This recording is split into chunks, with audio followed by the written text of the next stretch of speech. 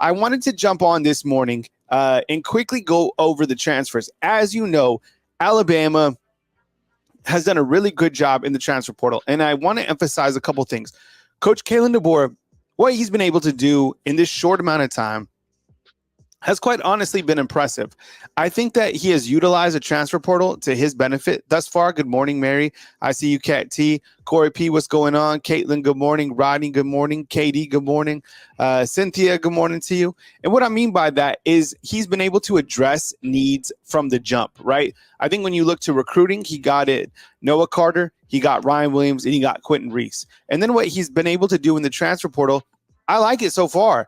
I really like it. And a lot of these guys actually played in the national title game in college football, which is really awesome to think about, right? So last night, if you missed the evening show, you had Keon Sabb. There was a lot of news yesterday. You had 3 coaches that were hired. 1 coach left. All right, it was a busy day. And then you had 2 transfer portal commitments. So the first is Keon Sabb. And the things I like about Keon Sabb, and this was actually reported, what was amazing is it was Yay, Alabama, like a part of the university that outscooped, like I think we all knew it was trending that way, but they were able, and I'll be eager to get Ty on this, but they like scooped even the scoopers. So like the university now is like breaking news. I never really seen that happen before. But, Aaron Suttles, announced that he's already enrolled and that he committed to Alabama. So last year, what's amazing about Keon Sabb, 65 snaps last year against Washington, the title game at the free safety spot, will come in and I think immediately help elevate Alabama's secondary overall. He's a sophomore, and from what we understand, he's already enrolled. So that is Keon Sabb, and just kind of warming up the show as we have Ty, and I see you, Ty. I'll bring you on in just a second. And then last night, also, Alabama had another prospect jump on board, and that was a tight end who was from Washington, Josh Cuevas, 6'3", 240 pounds, hometown Los Angeles. He was at Cal Poly, was at Washington, and now he's at the Alabama Crimson Tide. Last couple years, he's hauled in just under 70 receptions for under 1,000 yards and 7 touchdowns. You look to that Alabama tight ends room, there's a lot of experience there. C.J. Dupree, Caleb Odom coming in as just a freshman. Danny Lewis is a guy we don't talk a lot about. Robbie Oots is a big H-back.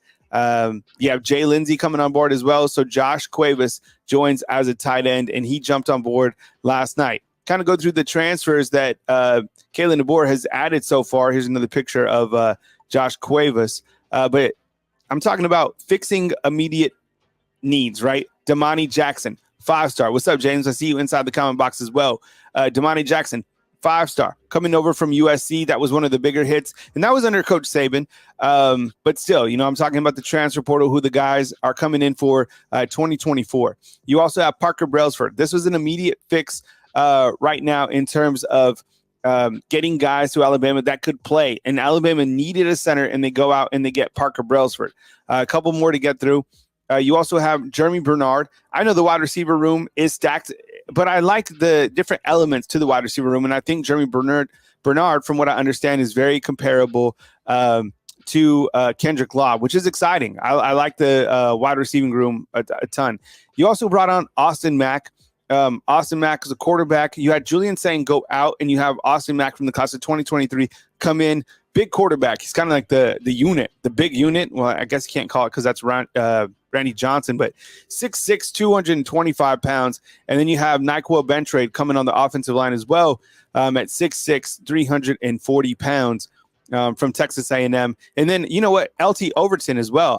I think that the transfer portal is more prevalent because these are the guys that are going to get in and play immediately, or at least try to, for the Alabama Crimson Tide. What's up, Philip? I see you inside the comment box. Good morning to you. So I think overall, from the transfer portal standpoint, it's pretty impressive to see what Coach Kalen DeBoer has done. I want to bring on Ty and ask him, before we get to his segment, his thoughts about the transfer portal. So, ladies and gentlemen, please welcome in Ty Hayes. And Ty, we appreciate you being here, man. Hey, can you hear me? Last night, Ty, crowd goes crazy, and you have Keon Sabb.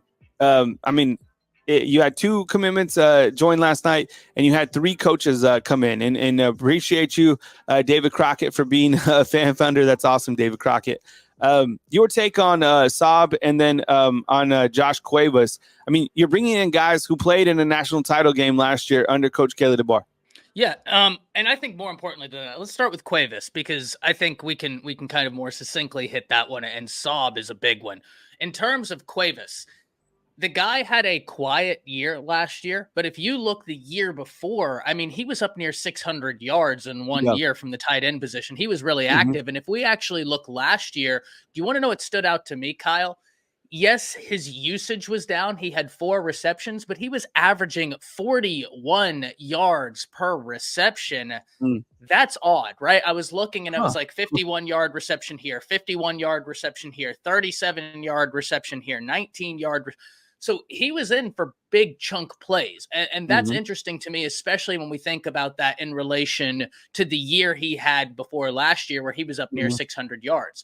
I think you hit it perfectly. Alabama's tight end room really loaded. Caleb Odom's going to be interesting. Danny Lewis, Nye Black, Oots, Dipri, and now Cuevas. But the one to me that I don't think there's any understating, and you know, Kyle, because you and I were talking about this back in December, how high I am on the LT Overton edition. Yeah. Sabb might be the best portal edition Bama got this year.